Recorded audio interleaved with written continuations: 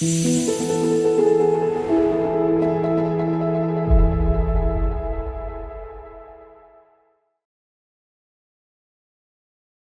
good afternoon. Good afternoon. Good afternoon at some point. Happy Friday. Happy Friday. That's a fabulous waistcoat. Do you like the way I do. You didn't get the memo, did you? Mr. Dressed down Friday. A bit of light relief. This is about us giving back to the HR community, picking different topics and themes that we hope you will find of interest. And actually, some of them have been requested. So we've got some requests in Yeah, we've got loads actually. And trying to They be requested momentum, isn't They it? requested that Nettie wore a waistcoat today, didn't they? and whilst we've been And crossed her legs, broadcast this. professional, just saying, after 20 She broadcasted years. today's session, cross-legged like she was sat on the road in primary school. Normally you keep him under control. I'm out. What's going He's on? out of control today. Oh. Out of control. I can't do anything. We are going to discuss different topics and themes and bring a bit of light relief. But today's topic's serious, isn't it? It's It is. extremely serious and probably So why... we need to we regather need our to phases regather and ourselves, start. yes. Let's start by introducing ourselves. Jordan Barry-Bayliss. Kelly York. And I'm going to be Auntie Betty this afternoon. Oh, God. Yeah. Is it I'm 'cause Auntie it's Betty me? because Why when Auntie you Betty? do auto-correct on Nettie, it reverts to Betty. So, and everybody needs an Betty. Auntie Betty.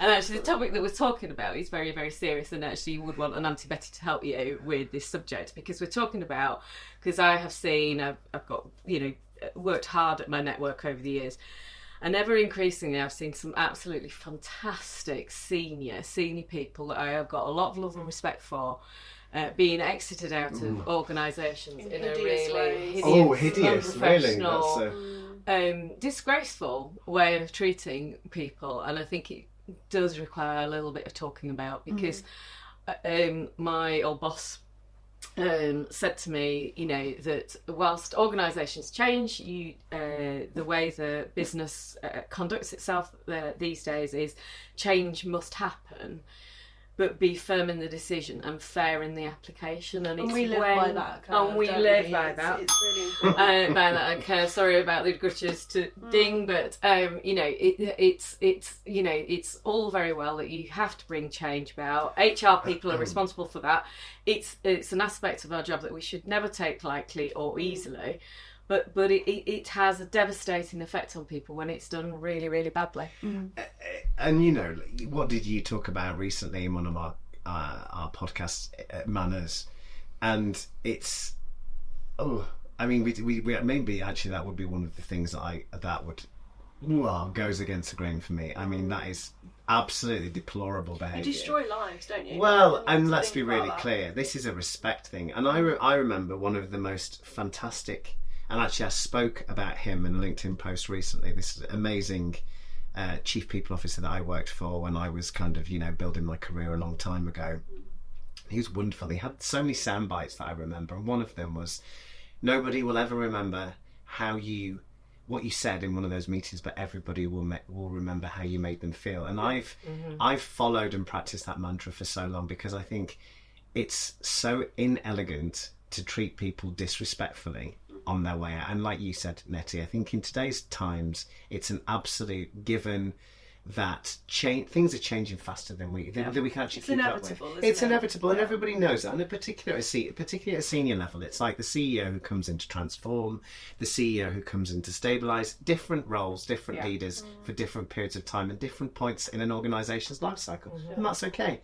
But I can't believe you're talking about this, because one of my closest friends is one of the most well-known, celebrated female employment lawyers in the world, and actually she's one of the most famous ones in the UK. She's on the Hall of Fame, and to be fair, every time I exit from a business I always use her, and she's not to be trifled with.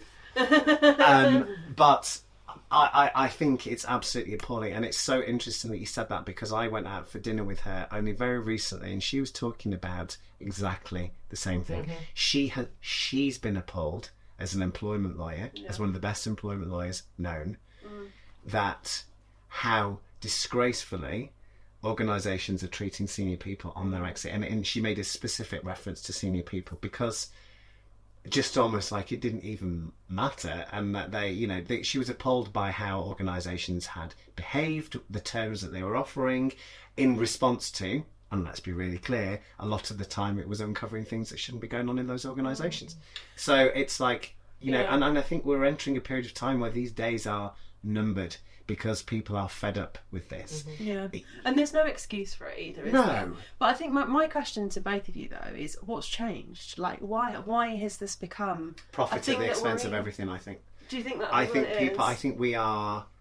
think we're in a very strange time at the moment. I've even felt this myself, kind of transition. I'm going to be vulnerable and honest, transitioning from having a really big role and privilege and senior title and being the person that people recognise as one of the go-to HR people, and to rediscovering and finding a new kind of groove, and again finding something that felt more comfortable for me, because again, if you are a good HR person and you are there in the best interest of the people, and you are there to be a conduit between what is acceptable and what isn't, and often you do carry that responsibility as a good HR people. You do come across things in an organisation, and it is your role, unfortunately, whether you like it or not, to stand in front of some really unpalatable messages, feedback, things that happen that people aren't aware of. But you don't really have a choice. But actually, and if we keep doing this, and we keep kind of silencing or treating people disrespectfully, people that are there to do the right thing, what are we saying? That business then becomes a majority of not doing the right thing? I mean, it's a learned behaviour, right? So it's a learned behaviour. You get treated that way. You treat people like you want to be treated, and exactly, that stuff that wrecks people's lives. I mean, we've seen a huge increase in suicide. I mean, that's the other stat that I was looking into recently, and mental health at a senior level. And you are. I think partly that sort of comes on, because I don't disagree with you, but I think there's two other factors as well, I think to find the root cause of every single one is different. So there is the profitability, but I think there's the cultural, because we are becoming far more globalised. There's a lot more of a different cultural piece coming in, which is causing people to behave in different ways and not really understanding the cultural differences about how to do this with elegance. I think the other thing is as well. Being more specific, you talking about like an American view, which is very companies where it's very high. Well, also employment law is very different. Very different.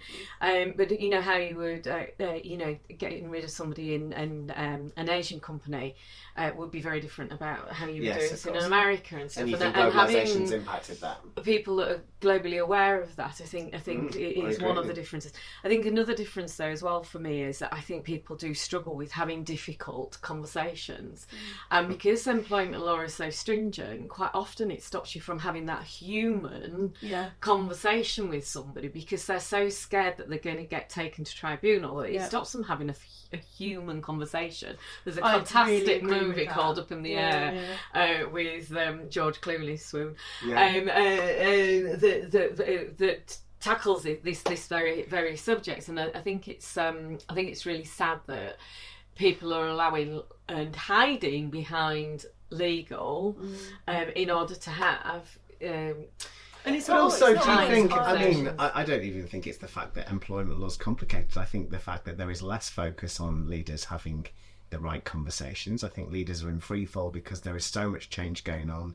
Their roles have become so insurmountable. There's also so many unknowns, AI, all of the other things that we've talked about regularly, impacting leaders, that they are so distracted because there is so much going on, they can't even focus. And ultimately what happens during those periods of time is that the basic things become forgotten and overlooked. So, for example, having regular performance conversations. But I also think, I think good HR people spend a lot of time coaching, and in some cases where leaders still think that it's not their role to provide difficult conversation feedback or have those difficult conversations, they do it for them. But I think a lot of the time as well, it's not just a fact of being uncomfortable or not up to speed on what the law is, because it's constantly changed. I think it's an inability to have difficult conversations, full stop, and a lack of interest of actually, you're not performing. I mean, what's the worst thing you could do with someone that isn't performing? Not give them a reasonable period of time to adjust and actually respond to the feedback that you give. I think that's a decency thing as well, going back to your point on manners. Well, it's being cruel to be kind, actually, isn't it? Yeah, I think also there's a lot more restructuring and there's a lot more shorter term decisions. Yeah, as well. So I agree with that, Kelly. Yeah. It's becoming less well thought through, which means there's a lot of responses to, we need to make immediate changes to this, and the reaction is then not handled anything from a process, a people, whatever perspective well. And that knock-on effect is huge. So taking the time to thought through. But I think we are getting dangerously close to the precipice of us forgetting what it actually means to be human. And I do believe that we haven't talked about it, but I think everything that's going on at the moment, we're in a very negative period of time at the moment. We are, we hear constantly about the state of the world, the environment, the climate crisis, the cost of living crisis, the fact that we are still going to war and this is going on, and everyone's sat there thinking, many negative connotations around. That's affecting how people feel, because if people are responding, I mean, let's be really clear. We as people, our brain is wired to have two responses: love and fear. And when people respond from a position of fear, it's the absolute antithesis of how communities get built, of how trust is elicited, all of these things that are ultimately the bedrock of healthy society, healthy relationships, get completely diminished. So I can't help but feel that this is also to do with how we are feeling as a society, and under pressure and marginalised, and, all of this stuff that's going on around the riots and things, in Southport, and how all of our different individualities now and our wonderful things and characteristics that make us so different and unique are now being played against us, and we are taking sides, and we're being split. And I think that's how I think, and I think as long as we're still in that vein and on that thread, it's going to get worse before it gets better, and that changes people. So how, as HR professionals, can we influence this for the better then? That's the question. I think things through a lot longer and spend the time really considering what you're doing. Mine would be, whilst I'm giving you time to think, because I've obviously sprung that on you. And by the way, I'm sorry for fidgeting earlier, but I'd got really bad cramp. So, is that because you crossed your legs? Well, stop sitting like cross-legged. We need to do more to clearly. To roll you up. Sorry, just giving you thinking time. Mine would be have the confidence to say, look, let's be firm in this decision, let's be pacey in this decision, but let's be very fair and treat people as humans, and in a kind way, whilst executing it, and remember the impact, absolutely, and give them the support. Yeah. And I think for me, what's more fundamental to that, remember why you went into HR. And I think most HR people went into HR to make a difference, to be the conscience of an organisation, and to call out the stuff and provide feedback in a way that actually elicits genuine change for the greater good of the ecosystem. Absolutely. And I think we've got to look at organisations as ecosystems. I think we're not anymore. I think it's all very much mechanical. It makes me quite sad, this, because I think I don't know, I look around and I think that there's so I always feel like people are turning against each other more and more and more, and how this is playing out in terms of organisation culture and people, how they feel at work and performance. We talked about 85% of the workforce being disengaged. Is it any wonder if these are the systems that we are now working within, and we can't change, and we need to just remember, I think last piece, because I don't know, I think the last piece for me is just remember that united we have much more strength in unification and standing together and having a voice to call out the things that we want to see change and corrected in organisations, rather than being a passenger and sitting by and watching it play out. Well, as much as I want to give you a big hug right now, and I will, once we start rolling the camera, I think it's been extremely well said, as usual, Jordan, and a very topical subject for many, many people. As ever, hopefully on a very serious topic, we brought a little bit of light relief to you all. If you're struggling with any of these issues, I think all three of us are very, very happy to talk to you about absolutely. it. And I thank you, as ever, for listening, and we wish you all the very best and hope that you don't have to deal with too much conflict and moving forward. Okay, thanks very much. Thank you, guys. Bye bye. Bye.